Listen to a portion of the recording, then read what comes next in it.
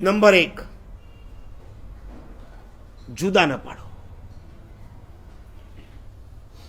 ઘરના ઘરમાંથી જુદા પડ્યા પછી તમે ગમે તેટલો ધર્મ કરતા હો ને તમારા ધર્મની કોઈ કિંમત નથી. મારી વાત તમે તમારી ઘરવાળીને આજે પહોંચાડજો, બહુ પ્રેમથી કહેજો. હું મુંબઈ મલાડની અંદર ગયો હતો ને એક ભાઈ બહુ ધર્મિષ્ઠ, એની વાઈફ પણ એટલી બધી ધર્મિષ્ઠ, અને પહેલા મા બાપ બધા સાથે રહેતા હતા. બીજી વખત ગયા અને એ ભાઈ મને કહે કે મારા સાહેબ વાઈફને વર્ષી તપ ચાલે છે, આપે પધારવું તો પડશે જ એને બ્યાસના દિવસે. અને એમાં બીજા કોઈક ભાઈ પાસેથી સમાચાર મળ્યા કે એના સાસુ અને સસરા એટલે કે આ ભાઈના મા બાપ એ ઘરમાંથી નીકળી અને અલગ રહે છે, ભાડેથી રહે છે. આ સમાચાર મળ્યા એટલે મેં બીજા દિવસે છોકરાને કીધું, મા બાપ ક્યાં છે? મને કે સાહેબ એ લોકો અલગ થઈ ગયા છે. ઓકે. મને કે કાલે પધારશો ને? જિંદગીમાં ક્યારેય નહીં.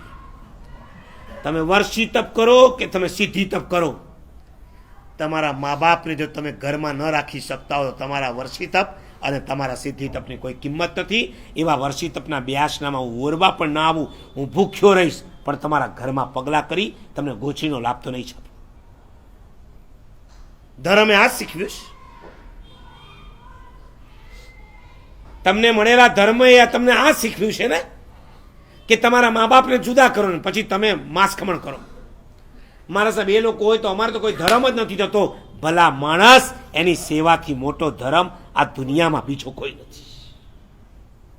હમણાં મારા હાથમાં એક શાસ્ત્ર આપ્યું,